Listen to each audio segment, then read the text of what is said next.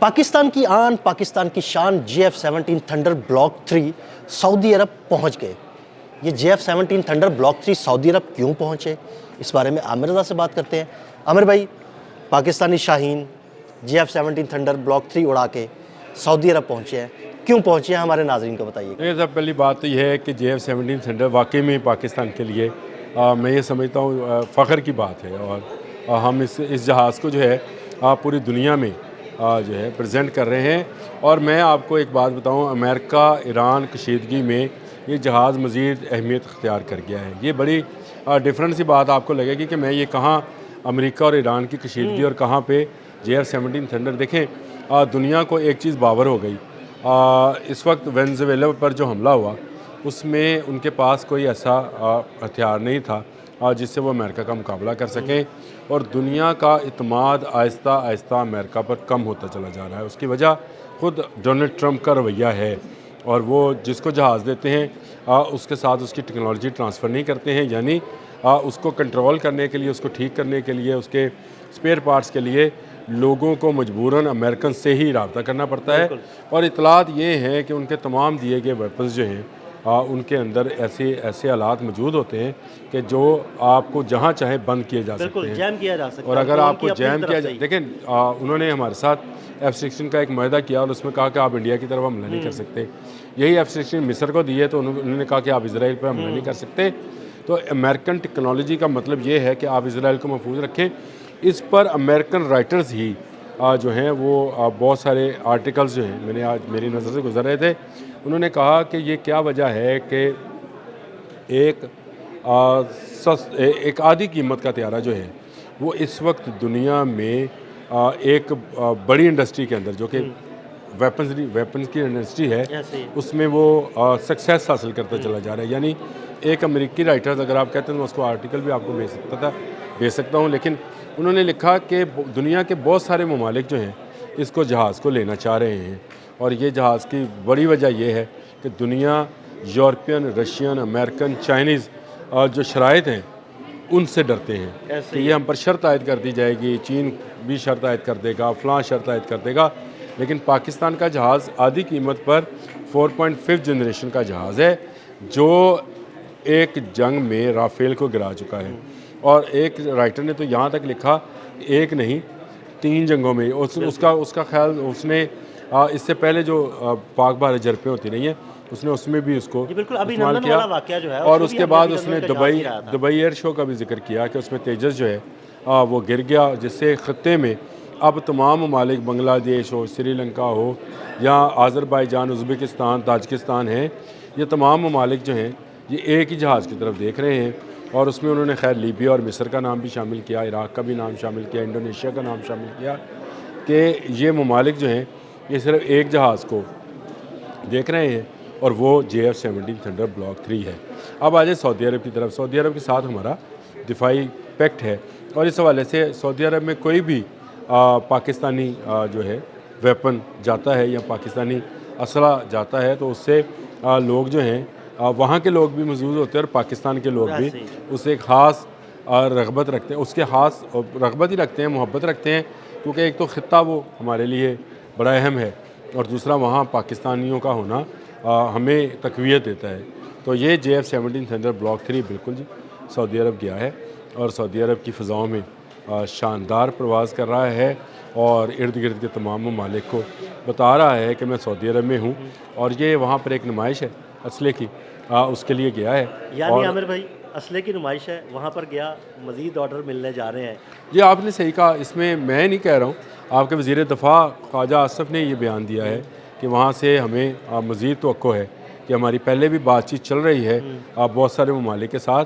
देखिए, दुबई गया था तो वहाँ से ऑर्डर आपको उसी वक्त किया था कि एक इस्लामी मुल्क जो है वो साइन करने को। देखे एक जहाज़ तैयार करने में कितना वक्त सर्फ होता है।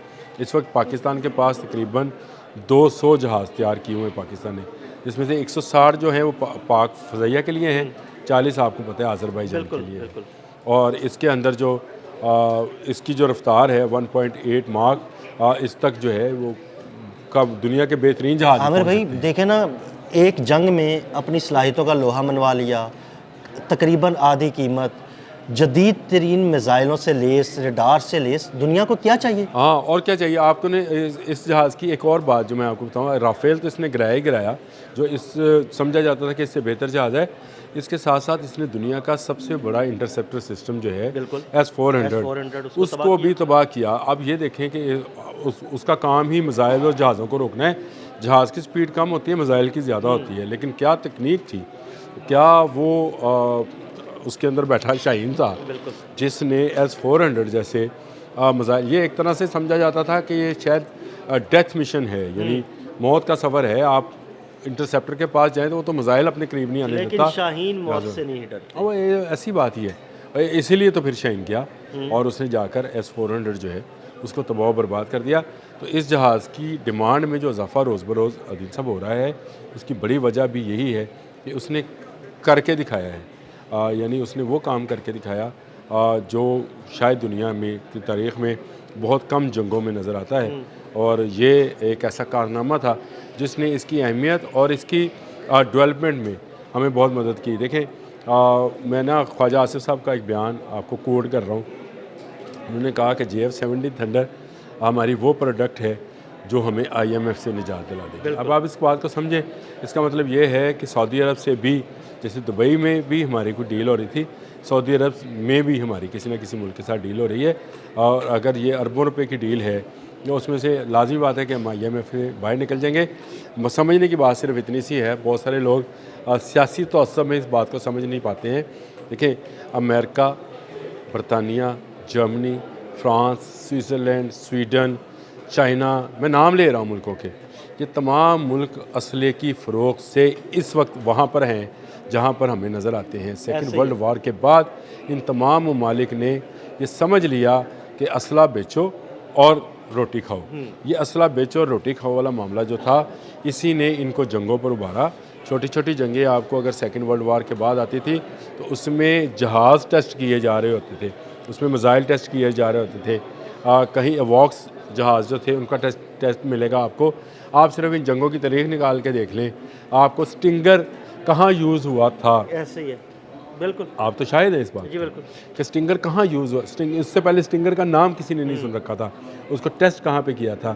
یہ جو آج آپ 5th جنریشن کے جہاز دیکھ رہے ہیں، ان کی جو 2nd اور 3rd جنریشن تھی، یہ افغانستان میں رشیا کی طرف سے بھی اور امریکہ کی طرف سے بھی استعمال ہوئی۔ تو یہ جنگوں میں اسلحہ فروخت کر کے یہ یہاں تک پہنچے ہیں۔ تو میرا خیال ہے پاکستان اب اس میں ایک نیا پلیئر ہے، اور پاکستان اس میں شامل ہو گیا ہے، جو جنگی جہاز بناتا ہے، جو ایسے ایسے ویپنز اور میزائلز بنا رہا ہے، جو کہ آنے والے وقت میں انشاءاللہ تعالیٰ نہ صرف پاکستان کو پراسپر کریں گے بلکہ پاکستان کی اکانومی کو بھی جو ہے بوسٹ کریں گے، اور اس کے ساتھ ساتھ سب سے بڑی بات پاکستان کے ڈیفنس میں اہم رول پلے کریں گے۔ اور یہ اہم رول جو ہے صرف پاکستان کا نہیں، میں سمجھتا ہوں کہ اسلامی دنیا کے تمام ممالک کے لیے ایک اہم رول ہونے جا رہا ہے، اور وہ یہ ہے کہ پاکستان ہی سب کی سربراہی ڈیفنس کے حوالے سے، دفاع کے حوالے سے کرے گا۔ سعودی عرب میں پاکستان کے جہاز کا اڑنا، فضاؤں میں بلند ہونا، میں یہ سمجھتا ہوں پاکستان کے لیے خوش نصیبی بھی ہے، خوش قسمتی بھی ہے، اور شکر ہے اللہ تعالیٰ کے پاکستان کی جو افواج ہیں، پاکستان کے جو ادارے ہیں، جیسے GIDS ہے جس نے وہاں بہت بڑا سٹال لگایا ہے، اس کے علاوہ بھی بہت ساری کمپنیز نے سٹال لگائے ہیں، اور پاکستان کا نام جو ہے اس وقت اسلحہ سازی میں اسلامی دنیا میں تو نمبر 1 ہے، لیکن باقی جو جدید دنیا جس کو ہم ترقی یافتہ ممالک کہتے ہیں، ان میں بھی کہیں پیچھے نہیں ہے۔ بہت شکریہ عامر رضا جی، بالکل عامر رضا نے بڑی تفصیل کے ساتھ اس سارے معاملے پر روشنی ڈالی۔ عدیل احمد اور عامر رضا کو اجازت دیجیے گا، اللہ حافظ۔